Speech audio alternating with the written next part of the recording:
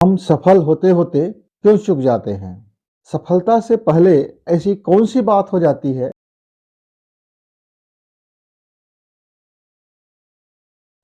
आप सफल होने से पहले आपके भीतर में सफल होने से पहले आपके भीतर में उस सफलता की जो जश्न का एक गुप्त अनुभव लेने की जो प्रबल इच्छा होती है, तालियों की जो इच्छा होती है, तारीफ़ों की जो इच्छा होती है कि लोग उनकी तारीफ़ करें, लोग तालियाँ बजाएँ, लोग उसके सफल होने की जश्न मनाएँ। ये जो हमारे अंदर की जो सिंड्रोम है, यह जो हमारी अंदर की एक मानसिक रोग तो ना कहा जाए, पर एक मानसिक कमी है। इस कमी के चलते हम उस चीज़ में जिस चीज़ में हम लगातार मेहनत कर रहे हैं और एक बड़ी सफलता की तैयारी में हैं, उसकी हल्की-सी खुशबू मिल जाती है, तो हमारे अंदर उत्साह जो होता है, हमें मदहोश कर देता है। सफलता की हल्की खुशबू हमें उत्साह से मदहोश कर देता है। मित्र, मैं आपको बता रहा हूँ, एक 12th क्लास का विद्यार्थी था। वह जब पहले-पहले यूनिट टेस्ट में उसको 10 में 10 मार्क जब आते थे, वो 100% जब करता था, लोग उनकी तालियाँ बजाते थे और वो बड़े उत्साहित हो जाते थे, बड़े खुश हो जाते थे। और उस खुशी में वह यह भूल जाता था कि अभी यह उसकी बहुत छोटी सफलता है। आगे चल के हमने क्या देखा कि जब उसकी एनुअल एग्ज़ाम हुआ, जब उसकी अंतिम परीक्षाएँ हुई, तब वह बच्चा जो है 100% ही नहीं रहा। वह उसका गिरते-गिरते वह 80% हो गया, 80% आ गया, यानी 20% का जो उनका गिरावट आया, वह सफलता की खुशबू में जश्न मनाने की जो उनकी प्रवृत्ति अंदर में आ गया। अंदर से वो सोचते थे लोग उनको तालियाँ बजाएँ और उससे वह अपने को अपने अंदर में खुशी महसूस करते थे और इसमें उसका जो समय और एनर्जी और जो सोच विचार में डायवर्सन हो गया उसकी प्रतिभा का, जो उसकी सोच में जो दिशाएँ गलत पकड़ ली। ऐसे ही एक और मैं मित्र की कहानी आपको बताता हूँ। वह पहले-पहले बहुत अच्छा था, नेक इंसान था और बहुत शानदार काम करते थे। अच्छी चीज़ों को वह उसमें इन्वॉल्व होते थे। लोग लोगों ने लोगों ने उनको प्रशंसा की। वो प्रशंसा की शुरू-शुरू में उन्हें तो वह प्रशंसा से वो सकचा जाते थे, शर्मा जाते थे। उन्हें लगता था ये प्रशंसा नहीं होनी चाहिए। लेकिन धीरे-धीरे, शनैः-शनैः उनके मित्रों ने उनकी प्रशंसा करते गए और उसके बाद धीरे-धीरे झूठे तारीफ़ भी करते गए, कसीदा गढ़ते गए और वह इस तरह से झूठे तारीफ़ों को सुनने का इतना आदी हो गया, वो प्रशंसा के पाने के लिए इतने भूख हो गई उनकी कि वह कुछ भी काम करने लग गए। फिर लोग उसको जिसमें प्रशंसा दे देते थे, उधर वो डाइवर्ट हो जाते थे। बस लोगों ने कुछ कहा और वो डाइवर्ट हो जाते थे। इस तरह से धीरे-धीरे अपने वास्तविक व्यक्तित्व को भी वह खो बैठा, अपनी प्रतिभा को भी खो बैठा, अपने जीवन को भी खो बैठा। क्यों? वह उसको एक भूख आ गया, प्रशंसा की भूख, सफलता की तालियों का भूख। मित्रों, सफलता की जो तालियाँ होती है, वह हमारे कामों में एक पर्दा डाल देती है। यह जो अपरिपक्व जश्न हो जाता है, यह जो अपरिपक्व जश्न है, क्योंकि अभी हमने वह समुचित सफलता प्राप्त नहीं किया है, जिसके लिए हम एक जश्न मनाएँ। जश्न जश्न आप तब मनाइए जब आपका एक स्टेज, एक एक आपका प्रोग्रामिंग, जब एक आपका जो लक्ष्य है वो पूर्ण हो गया। पूर्ण होने पर आप मनाइए। जश्न आंतरिक मामला है, जश्न आपकी खुशी की मामला है, जश्न आपके अंदर की मामला है। पर इसलिए जश्न मत मनाइए कि लोग आपकी प्रशंसा करें, लोग आपकी तालियाँ बजाएँ, लोग आपको वाह-वाह करें और यदि आपके इस तरह से बाह्य इच्छा यदि आपके अंदर में है, तो आपका यह भूख आपको ले डूबेगी। आपका यह प्रशंसा की चाह आपको ले डूबेगा। आपको जो तारीफ़ जो सुनने की जो कान में जो आदतें हैं, वो आपको ले डूबेगा। आपकी सारी सफलताएँ मटिया-मेट हो जाएगा। तो परिपक्व जश्न अंत में हमें शर्मिंदा महसूस कराती है, क्योंकि हम जिस झूठे तारीफ़ की बदौलत हम चलते रहते हैं, वो न जाने हमारी दिशाएँ कब बदल चुकी होती है, हम कब डाइवर्ट हो चुके होते हैं और हम उसमें इतने डूब जाते हैं कि उसमें हमें पता ही नहीं चलता कि इसमें हमारा पराजय होने वाला है और हम अंत में इतना शर्मिंदा महसूस करते हैं, इतनी शोक हो जाता है, इतनी पीड़ा हो जाती है, हम अपने जीवन में उद्देश्य को जो भटक जाने का जो गम हो जाता है, वे हमें न जाने क्या से क्या करा देता है। मित्रों, इसलिए सावधान रहिए कि सफलता की हल्की खुशबू मिलने पर आप अति उत्साहित मत हो जाइए। आप तालियों में मत आ जाइए, लोगों की प्रशंसा में मत आ जाइए। आप अपने काम करते रहें, आप अपने काम करते रहें। क्या काम करते रहें? जीवन में आप अपने जीवन में आशीर्वाद का एक बीमा योजना बना लीजिए। आप अपने जीवन में आशीर्वाद का एक बीमा योजना बना लीजिए और यह बीमा योजना आपको फिर हमेशा सुनिश्चित सफलता देती रहेगी। आशीर्वाद की बीमा योजना, ये क्या बीमा योजना है? इसका किस्त मित्रों आप समाज में स्वार्थ रहित सेवा करते रहेगी। आप समाज में जब मौका मिले, जब अवसर मिले, ना भी मिले तो भी अवसर बनाइए। आप दैनिक अवसर बना लीजिए, साप्ताहिक अवसर बना लीजिए, आप पखवाड़ा का अवसर बना लीजिए, आप महीना का अवसर बना लीजिए, 3 माह का बना लीजिए, 6 माह का बना लीजिए, साल भर का बना लीजिए। जब आप इस तरह से कुछ योजना बना लेंगे कि आप अपना स्वार्थ रहित सेवा करेंगे, स्वार्थ रहित सेवा दिखावे के लिए नहीं करना है, तालियां के लिए नहीं करना है, झूठी प्रशंसा के लिए भी नहीं करना है।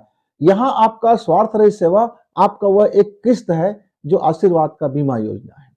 यह आप किस्त यदि आप जमा करते रहें, आप यदि ये किस्त जमा करते रहें, तो ये आपके संकट काल में, ये आपके बुरा वक्त में, ये आपके संकट काल में आशीर्वाद बनकर आएगा। ये आशीर्वाद बनकर जब आएगा तो आपके सारे संकटों को ये निकालता हुआ चला जाएगा, आपको बेहतर बनाता हुआ चला जाएगा, आपकी सारी सफलताओं को सुनिश्चित करता हुआ चला जाएगा।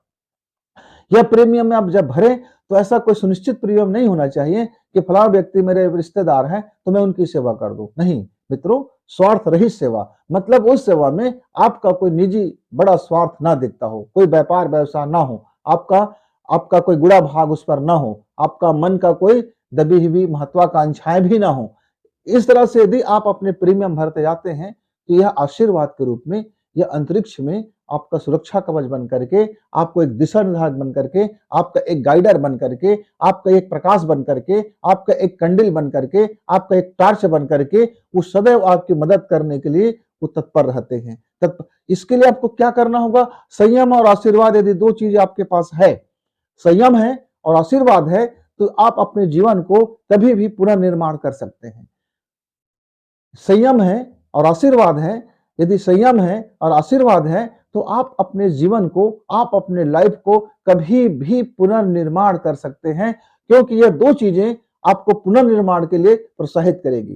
कोई बात नहीं, आप असफल हो गए, आप जीवन में नकारा हो गए, आप जीवन में आप नीचे उतर गए, आपके साथ बड़ी हानि हो गई, आपका जो लाइफ चल रहा था वो बड़ी मिस्टेक हो गया, गलतियां हो गई, कोई बात नहीं मित्र। लेकिन यदि आपके पास ये दो चीजें हैं, यदि आशीर्वाद है, आशीर्वाद मतलब आपने स्वार्थ रहित सेवा का यदि बीज बोया है, यदि आपने स्वार्थ रहित सेवा के यदि किस्त जमा किया है, तो वह आपके जीवन के साथ साथ आशीर्वाद के रूप में चलने वाली है। और दूसरा संयम, संयम में आपको संयम, आपका आर्थिक संयम, आपका मानसिक संयम, आपका वाणी का संयम, आपके विचार का संयम, आपके काम का संयम, आपकी वासना का संयम, आपके अहंकार का संयम, आपके तृष्णा का संयम, आपके अभिलाषा का संयम, आपकी इच्छा का संयम, आपकी महत्वाकांक्षा का संयम, आपकी आकांक्षाओं का संयम, आपकी अपेक्षाओं का संयम, ये संयम होना जरूरी है। ये जब संयम आपके साथ रहेंगे तो आप जीवन को कभी भी पुनर्निर्माण कर सकते हैं और आपकी सफलता भी सुनिश्चित होगा। आप कितनी भी कठिनाइयों से क्यों न गुजरना पड़े, कितने भी पीड़ाओं का दौर से क्यों न गुजरना पड़े, आपका जीवन फिर वो सफल और सार्थक ही होगा, वह सार्थक ही होगा। अब सफलता हो सकती है कि थोड़ी देर में मिले, पर आपका जीवन सार्थक ही चलेगा। आप मदहोश में नहीं रहेंगे, आप मदहोश में नहीं रहेंगे, आप होश पूर्वक जीवन जियोगे। जब यह होश पूर्वक जीवन जियोगे तो जीवन में वह हर चीज आपको आपको आपको मिलता रहेगा जिसके लिए आप पात्रता रखते हैं। आपका एक अच्छा तरीका यह है खुशी मनाने का, आपने सफलता प्राप्त किया, आपने सफलता प्राप्त किया। इसीलिए मित्रों, हमारे भारतीय संस्कृति में जब कोई हमें बड़ी सफलता मिलते थे तब हम क्या करते थे? हम भंडारा कर देते थे, हम यज्ञ आदि कार्य कर देते थे, हम लोगों की कुछ मदद कर देते थे, लोगों के लिए हम कुछ प्रार्थनाएं कर देते थे, जो हमारी हैसियत होता था उसके हिसाब से हम दान दक्षिणा कर देते थे। इसका विकृत स्वरूप हो गया मित्रों, दान दक्षिणा का आज का स्वरूप विकृत हो गया है। आप उसको ठीक संदर्भों में समझ लीजिए। यह आपके जीवन के उत्साह को, ये आपके जीवन के सफलता को, ये आपके आशीर्वाद को, ये आपके संयम को कई गुना बढ़ा देता है। या और दान का स्वरूप आप आजकल के मायने में मत देखिए, क्योंकि आप दान नहीं दे सकते, आप मदद कर सकते हैं, आप मदद कर सकते हैं, जरूरतमंदों की मदद कर सकते हैं, अभावग्रस्त लोगों की मदद कर सकते हैं। जो मानसिक अभाव है उसके आप मानसिक सपोर्ट कर दीजिए, जो जो दिशा भटक चुके हैं, आप उसको रास्ता दिखा दीजिए।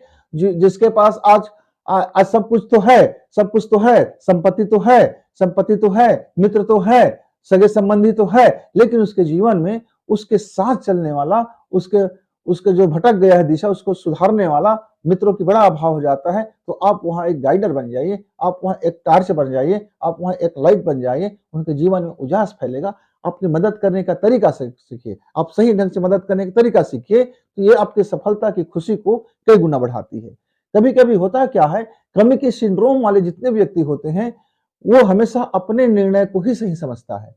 जिस व्यक्ति में यह कमी का सिंड्रोम होगा, वह अपना हर काम को सही ही समझेगा, वह हर तरह से अपने को सही ही साबित करने की कोशिश करते हैं। तो इससे आप बचिए, ये आपकी सारी संभावनाओं को खत्म कर देती है। यदि आपके अंदर भी कमी का कोई सिंड्रोम है, तो वो आपके सारे सफलताओं की संभावनाओं को समाप्त कर देती है। यदि आप अपनी गलतियों को स्वीकार लेते हैं और उस स्वीकार करके उस गलतियों को न दोहराने की चेष्टा करते हैं, यदि आप उस गलतियों से कुछ सबक ले लेते हैं, यदि आप उस गलतियों से कुछ जीवन में एक संकल्प कर लेते हैं कि भाई इस तरह से गलतियां मनुष्य मैं हूं, हो जाता है, कोई बात नहीं, अब मुझे इस तरह की गलतियों पर नहीं करना है, मुझे अब अपने जीवन को नए सिस्टम में, नए तरीके से नया पुनर्निर्माण कर लेना है। तो आप यकीन मानिए, फिर आपके पास खुशी आएगा, आपके पास सफलता भी आएगा, आपके पास आनंद भी आएगा, आपके पास संतोष भी आएगा, आपका जीवन जीने का मजा भी आएगा। आप अपनी खुशी को अंदर महसूस कीजिए, आप अपनी खुशी को अंदर महसूस कीजिए, आप अंदर महसूस कीजिए। हाँ, यदि आप पराजय हो जाते हैं तो उसे दबाइए मत। आपका यदि हार हो जाता है, दबाइए मत। आपसे गलतियां हो जाती है, दबाइए मत। आपके साथ आप कुछ गलत कर बैठते हैं, दबाइए मत। जब तक आप उसे दबाते रहेंगे, दबाते रहेंगे, दबाते रहेंगे, आप अपना नुकसान करते रहेंगे। क्योंकि जिस क्षण यह बात उघड़ जाती है, तो फिर आपको न जाने क्या से क्या आपके हालात हो जाते हैं। इसलिए हो गया, हो गया, मनुष्य है, मनुष्य के साथ ही गलती होती है। हम मनुष्य हैं, इस बात को स्वीकार करना सीखें। स्वीकार करके उस गलतियों को न दोहराएं।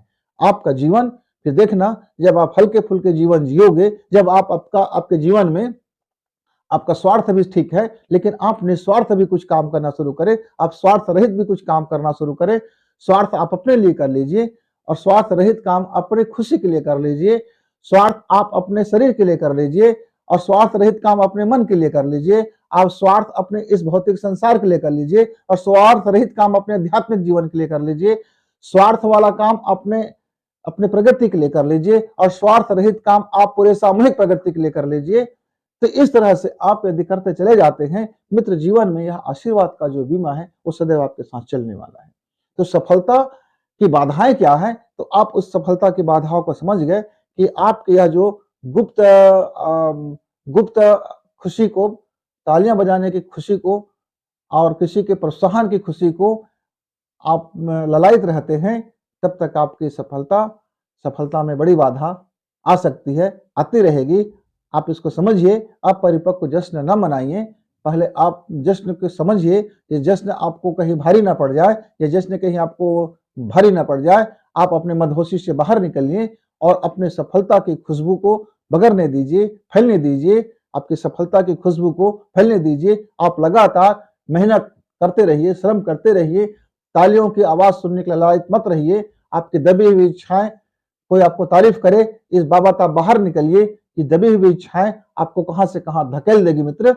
आप नहीं समझ पाएंगे कि आपका जीवन कहां से कहां पहुंच जाएगी। तो मित्रों, सावधान रहिए और अपने आशीर्वाद का एक बीमा योजना चलाते रहिए। आपका संयम का एक बीमा योजना चलाते रहिए।